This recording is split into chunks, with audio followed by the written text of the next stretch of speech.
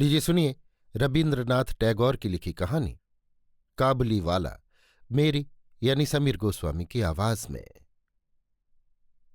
मेरी 5 बरस की छोटी लड़की मिनी से घड़ी भर भी बात बिना किए नहीं रहा जाता। संसार में जन्म लेने के बाद भाषा सीखने में उसने सिर्फ 1 ही साल लगाया होगा। उसके बाद से जितनी देर तक वो जागती रहती है, उस समय का एक क्षण भी वो मौन में नष्ट नहीं करती। उसकी माँ अक्सर डांट कर उसका मुंह बंद कर देती है, पर मुझसे ऐसा नहीं होता। मिनी का चुप रहना मुझे ऐसा अस्वाभाविक लगता है कि मुझसे वो ज्यादा देर तक सहा नहीं जाता। यही वजह है कि मेरे साथ उसकी बातचीत कुछ ज्यादा उत्साह के साथ होती रहती है। सवेरे मैंने अपने उपन्यास के 17वें परिच्छेद में हाथ लगाया ही था कि इतने में मिनी ने आकर शुरू कर दिया। बापूजी, रामदयाल दरबान काक को कौआ कहता था। वो कुछ जानता नहीं न बापूजी। दुनिया की भाषाओं की विभिन्नता के विषय में मेरे कुछ कहने के पहले ही उसने दूसरा प्रसंग छेड़ दिया। देखो बापूजी, भोला कहता था आकाश में हाथी सूंड से पानी फेंकता है, इसी से वर्षा होती है। अच्छा बापूजी, भोला झूठ मूठ को बकता बहुत है ना? खाली बकबक किया करता है, रात दिन बकता है। इस विषय में मेरी राय के लिए जरा भी इंतजार न करके चट से वो बड़े नरम स्वर में एक जटिल सवाल पूछ बैठी। बापूजी, मां तुम्हारी कौन लगती है? मन ही मन मैंने कहा साली, और मुंह से बोला मिनी तू जाकर भोला के साथ खेल, मुझे अभी काम है। अच्छा। तब उसने मेरी टेबल के बगल में पैरों के पास बैठकर अपने दोनों घुटनों और हाथों को हिला हिलाकर बड़ी जल्दी जल्दी मुंह चलाकर अटकन बटकन दही चटा के खेल शुरू कर दिया। जबकि मेरे उपन्यास के परिच्छेद में प्रताप सिंह उस समय कांचनमाला को लेकर अंधेरी रात में कारागार के ऊंचे झरोखे में से नीचे बहती हुई नदी में कूद रहे थे। मेरा घर सड़क के किनारे पर था। सहसा मिनी अटकन बटकन खेल छोड़कर खिड़की के पास दौड़ी गई और बड़ी जोर से चिल्लाने लगी, काबुल वाला, ओ काबुल वाला।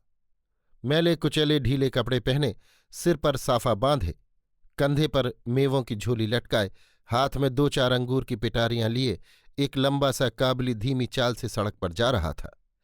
उसे देखकर मेरी कन्या के मन में कैसा भावोदय हुआ, ये बताना कठिन है। उसने जोरों से उसे पुकारना शुरू कर दिया।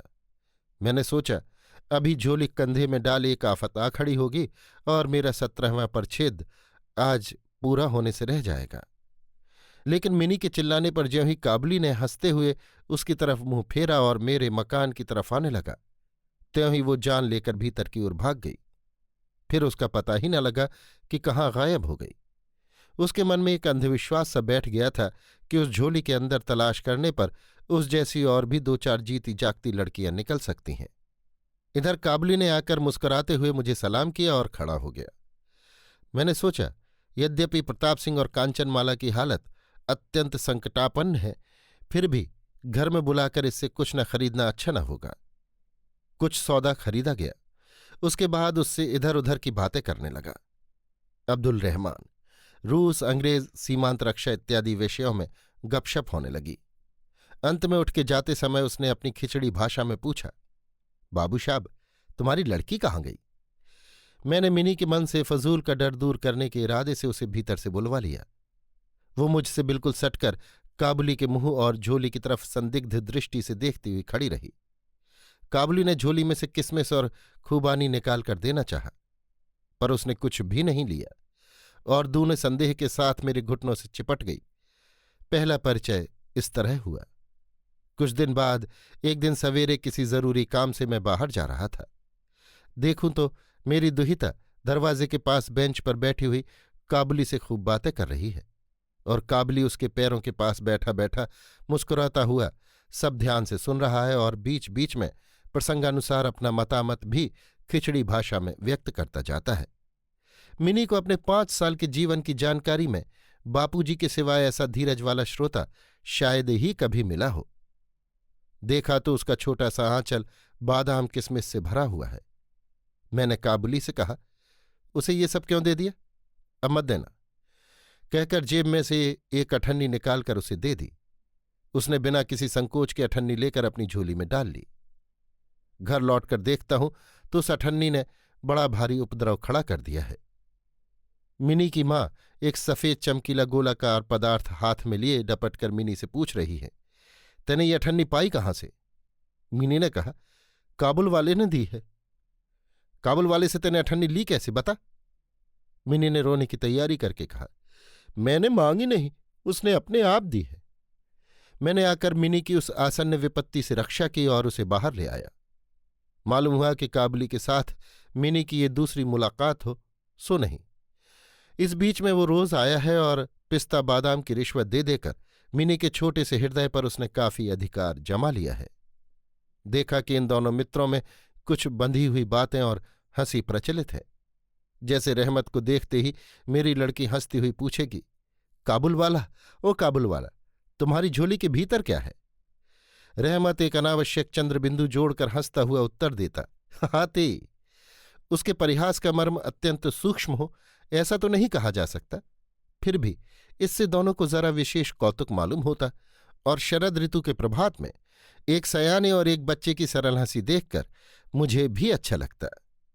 उनमें और भी एक आध बात प्रचलित थी।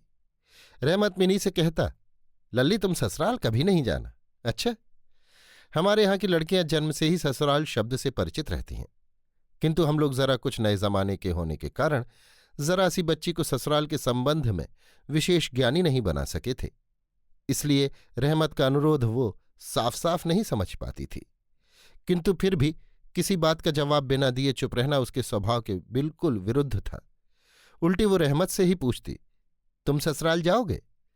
रहमत काल्पनिक ससुर के लिए अपना प्रकांड मोटा घूंसा तान कर कहता, हम ससुर को मारेगा।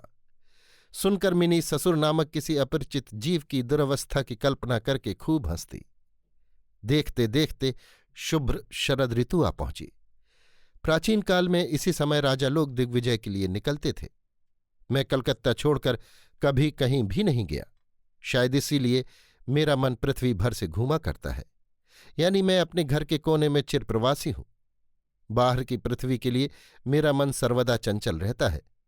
किसी विदेश का नाम सुनते ही मेरा चित्त वहीं के लिए दौड़ने लगता है।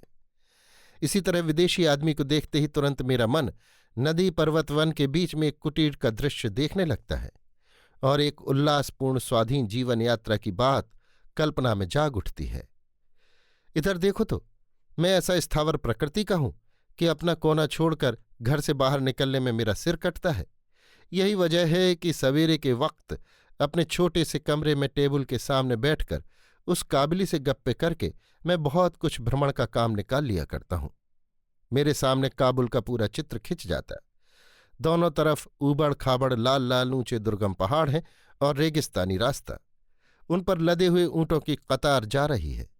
साफा बांधे हुए सौदागर और मुसाफिर, कोई ऊंट पर सवार है तो कोई पैदल ही जा रहे हैं। किसी के हाथ में बर्छा है तो कोई बाबा आदम के जमाने की पुरानी बंदूक लिए हुए है।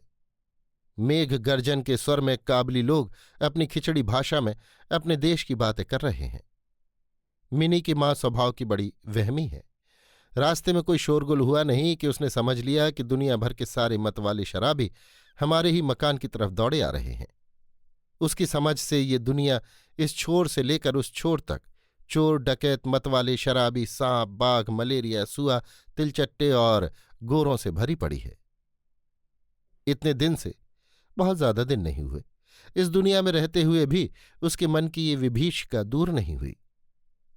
रहमत काबली की तरफ से वो पूरी तरह निश्चिंत नहीं थी। उस पर विशेष दृष्टि रखने के लिए मुझसे वो बार बार अनुरोध करती रहती। जब मैंने उसका संदेह हंसी में उड़ा देना चाहा तो वो मुझसे एक साथ कई सवाल कर बैठती। क्या कभी किसी का लड़का चुराया नहीं गया? क्या काबुल में गुलाम नहीं बेचे जाते? एक लंबे तगड़े मोटे काबली के लिए एक छोटे से बच्चे को चुरा ले जाना क्या बिल्कुल असंभव है? इत्यादि इत्यादि। मुझे मानना पड़ता है कि ये बात बिल्कुल असंभव हो सो बात नहीं, पर विश्वास योग्य नहीं। विश्वास करने की शक्ति सब में समान नहीं होती, इसलिए मेरी स्त्री के मन में डर रह ही गया। लेकिन सिर्फ इसीलिए, बिना किसी दोष के, रहमत को अपने मकान में आने से मैं मना न कर सका। हर साल माघ महीने के लगभग रहमत देश चला जाता है। इस समय वो अपने ग्राहकों से रुपए वसूल करने के काम में बड़ा उद्विग्न रहता है। उसे घर घर घूमना पड़ता है मगर फिर भी वो मिनी से एक बार मिल ही जाता है। देखने में तो ठीक ऐसा ही लगता है कि दोनों में मानो कोई षड्यंत्र चल रहा हो। जिस दिन वो सवेरे नहीं आ पाता उस दिन देखूं तो शाम को हाजिर है।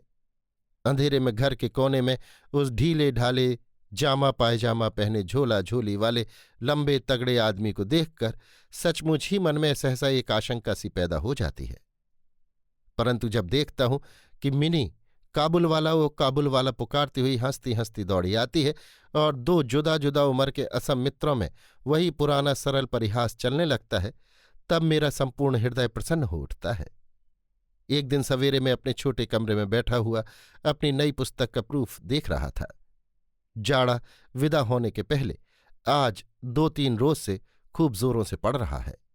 जहां देखो वहां जाड़े की ही चर्चा है। ऐसे जाड़े पाले में खिड़की में से सवेरे की घाम टेबल के नीचे मेरे पैरों पर आ पड़ी तो उसकी गर्मी मुझे बड़ी अच्छी मालूम देने लगी। करीब 8 बजे होंगे। सिर से गुलूबंद लपेटे ऊषाचर गण प्रातः भ्रमण समाप्त करके अपने घर की तरफ लौट रहे थे। इसी समय सड़क पर एक बड़ा भारी हल्ला सा सुनाई दिया। देखूं तो अपने उस रहमत को 2 सिपाही बांधे लिए जा रहे हैं। उसके पीछे बहुत से कुतूहली लड़कों का झुंड चला आ रहा है। रहमत के कुर्ते पर खून के दाग हैं और एक सिपाही के हाथ में खून से सना हुआ छुरा। मैंने दरवाजे के बाहर निकलकर सिपाही को रोक लिया। पूछा, क्या बात है? कुछ सिपाही से और कुछ रहमत के मुंह से सुना कि हमारे पड़ोस में रहने वाले एक आदमी ने रहमत से एक रामपुरी चद्दर खरीदी थी। उसके कुछ रुपए उसकी तरफ बाकी थे, जिन्हें वो देने से नट गया। बस इसी पर दोनों में बात बढ़ गई और रहमत ने निकालकर छुरा भोंक दिया। रहमत उस झूठे बेईमान आदमी के लिए तरह तरह की अश्राव्य गालियां सुना रहा था। इतने में काबुल वाला पुकारती हुई मिनी घर से निकल आई। रहमत का चेहरा क्षण भर में कौतुक हास्य से प्रफुल्ल हो उठा। उसके कंधे पर आज झोली नहीं थी, इसलिए झोली के बारे में दोनों मित्रों की अभ्यस्त आलोचना न चल सकी। मिनी ने आते के साथ ही उससे पूछा, तुम ससुराल जाओगे? रहमत ने हंसकर कहा, हाँ, वहीं तो जा रहा हूं। रहमत ताड़ गया कि उसका ये उत्तर मिनी के चेहरे पर हंसी न ला सका और तब उसने हाथ दिखाकर कहा, ससुर को मारता, पर क्या करूं, हाथ बंधे हुए हैं। छुरा चलाने के कसूर में रहमत को कई साल की सजा हो गई। काबली का ख्याल धीरे धीरे मन से बिल्कुल उतर गया। हम लोग जब घर में बैठकर हमेशा के अभ्यास के अनुसार नित्य का काम धंधा करते हुए आराम से दिन बिता रहे थे, तब एक स्वाधीन पर्वतचारी पुरुष जेल की दीवारों के अंदर कैसे साल पर साल बिता रहा होगा, ये बात हमारे मन में कभी उदित ही नहीं हुई। और चंचल हृदय मिनी का आचरण तो और भी लज्जाजनक था। ये बात उसके बाप को माननी ही पड़ेगी। उसने सहज ही अपने पुराने मित्र को भूलकर पहले तो नबी सईस के साथ मित्रता जोड़ी, फिर क्रमशः जैसे जैसे उसकी उम्र बढ़ने लगी वैसे वैसे सखा के बदले एक के बाद एक उसकी सखियां जुटने लगीं। और तो क्या, अब वो अपने बापूजी के लिखने के कमरे में भी नहीं दिखाई देती। मेरा तो एक तरह से उसके साथ संबंध ही टूट गया है। कितने ही साल बीत गए। सालों बाद आज फिर एक शरद ऋतु आई है। मिनी की सगाई पक्की हो गई है। पूजा की छुट्टियों में ही उसका ब्याह हो जाएगा। कैलाश वासनी के साथ साथ अब की बार हमारे घर की आनंदमयी मिनी भी बाप माँ के घर में अंधेरा करके सास ससुर के घर चली जाएगी। प्रभात का सूर्य बड़ी सुंदरता से उदय हुआ। वर्षा के बाद शरद ऋतु की ये नई धुली हुई धूप मानो सुहागे में गले निर्मल सोने की तरह रंग दे रही है। कलकत्ता की गलियों के भीतर परस्पर सटे हुए पुराने ईंट झर गंदे मकानों के ऊपर भी इस धूप की आभा ने एक तरह का अनुपम लावण्य फैला दिया है। हमारे घर पर आज अंधेरे से ही शहनाई बज रही है। मुझे ऐसा लग रहा है जैसे वो मेरे कलेजे की पसलियों में से रो रो कर बज रही हो। उसकी करुण भैरवी रागनी मानो मेरी आसन्न विच्छेद व्यथा को शरद ऋतु की धूप के साथ संपूर्ण विश्व जगत में व्याप्त किए देती है। मेरी मिनी का आज ब्याह है। सवेरे से बड़ा भारी झमेला है। हर वक्त लोगों का आना जाना जारी है। आंगन में बांस बांधकर मंडप छाया जा रहा है। हर एक कमरे में और बरामदे में झाड़ लटकाए जा रहे हैं और उसकी टन टन आवाज मेरे कमरे में आ रही है। चल रे, जल्दी कर, इधर आने की तो कोई शुमार ही नहीं। मैं अपने लिखने पढ़ने के कमरे में बैठा हुआ हिसाब लिख रहा था। इतने में रहमत आया और सलाम करके खड़ा हो गया। पहले तो मैं उसे पहचान ही न सका। उसके पास ना तो झोली थी, ना वैसे लंबे लंबे बाल थे, और ना चेहरे पर पहले जैसा तेज ही था। अंत में उसकी मुस्कुराहट देखकर पहचान सका कि वो रहमत है। मैंने पूछा, क्यों रहमत, कब आए? उसने कहा, कल शाम को जेल से छूटा हूं। सुनते ही उसके शब्द मेरे कानों में खट से बज उठे। किसी खूनी को मैंने कभी आंखों से नहीं देखा। उसे देखकर मेरा सारा मन एकाएक सिकुड़ सा गया। मेरी यही इच्छा होने लगी कि आज के इस शुभ दिन में ये आदमी यहां से चला जाए तो अच्छा हो। मैंने उससे कहा, आज हमारे घर में एक जरूरी काम है, सो आज मैं उसमें लगा हुआ हूं। आज तुम जाओ, फिर आना। मेरी बात सुनकर वो उसी समय जाने को तैयार हो गया, पर दरवाजे के पास जाकर कुछ इधर उधर करके बोला, बच्ची को जरा देख लेता। शायद उसे यही विश्वास था कि मिनी अब तक वैसी ही बच्ची बनी है। उसने सोचा कि मिनी अब भी पहले की तरह काबुल वाला वो काबुल वाला चिल्लाती हुई दौड़ी चली आएगी। उन दोनों के उस पुराने कौतुकजन्य हास्यालाप में किसी तरह की रुकावट न होगी। यहां तक कि पहले की मित्रता की याद करके वो एक पेटी अंगूर और एक कागज के दोने में थोड़ी सी किसमिस और बादाम शायद अपने देश के किसी आदमी से मांग मूंग कर लाया था। उसकी वो पहले की अपनी झोली उसके पास नहीं थी। मैंने कहा, आज घर में बहुत काम है, आज किसी से मुलाकात न हो सकेगी। मेरा जवाब सुनकर वो कुछ उदास सा हो गया। खामोशी के साथ उसने एक बार मेरे मुंह की ओर स्थिर दृष्टि से देखा, फिर सलाम बाबू साहब कहकर दरवाजे के बाहर निकल गया। मेरे हृदय में न जाने कैसी एक वेदना सी उठी। मैं सोच ही रहा था कि उसे बुलाऊं, इतने में देखा तो वो खुद ही आ रहा है।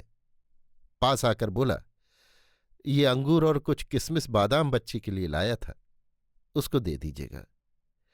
मैंने उसके हाथ से सामान लेकर उसे पैसे देने चाहे, पर उसने मेरा हाथ थाम लिया। कहने लगा, आपकी बहुत मेहरबानी है बाबू साहब, हमेशा याद रहेगी, पैसा रहने दीजिए। जरा ठहरकर फिर बोला, बाबू साहब, आपकी जैसी मेरे भी देश में एक लड़की है, मैं उसकी याद करके आपकी बच्ची के लिए थोड़ी सी मेवा हाथ में ले आया करता हूं। मैं तो यहां सौदा बेचने नहीं आता। कहते हुए उसने अपने ढीले ढाले कुर्ते के अंदर हाथ डालकर छाती के पास से एक मैला कुचैला कागज का टुकड़ा निकाला और बड़े जतन से उसकी तह खोलकर दोनों हाथों से उसे फैलाकर मेरी टेबल पर रख दिया। देखा कि कागज पर एक नन्हे से हाथ के छोटे से पंजे की छाप है। फोटोग्राफ नहीं, तैलचित्र नहीं, हाथ में थोड़ी सी कालिख लगाकर कागज के ऊपर उसी का निशान ले लिया गया है। अपनी लड़की की इस याददाश्त को छाती से लगाकर रहमत हर साल कलकत्ता की गली कूचियों में मेवा बेचने आता है, और तब ये कालिख चित्र मानो उसकी बच्ची के हाथ का सुकोमल स्पर्श उसके बिछड़े हुए विशाल वक्ष स्थल में सुधा उड़ेलता रहता है। देखकर मेरी आंखें भर आईं, और फिर इस बात को मैं बिल्कुल ही भूल गया कि वो एक काबुली मेवा वाला है और मैं उच्च वंश का रईस हूं। तब मैं महसूस करने लगा कि जो वो है वही मैं हूं। वो भी बाप है, मैं भी बाप हूं। उसकी पर्वतवासिनी छोटी सी पार्वती के हाथ की निशानी ने मेरी ही मिनी की याद दिला दी। मैंने उसी वक्त मिनी को बाहर बुलवाया। हालांकि इस पर भीतर बहुत कुछ आपत्ति की गई, पर मैंने उस पर कुछ भी ध्यान नहीं दिया। ब्याह की पूरी पोशाक और जेवर गहने पहने हुए बेचारी वधू वेशनी मिनी मारे शर्म के सिकड़ी हुई सी मेरे पास आकर खड़ी हो गई। उसे देखकर रहमत काबली पहले तो सकपका गया। पहले जैसी बातचीत करते उससे न बना। बाद में वो हंसता हुआ बोला, लल्ली, सास के घर जा रही है क्या? मिनी अब सास के मानी समझने लगी है, लिहाजा अब उससे पहले की तरह जवाब देते न बना। रहमत की बात सुनकर मारे शर्म के उसका मुंह लाल सुर्ख हो उठा। उसने मुंह फेर लिया।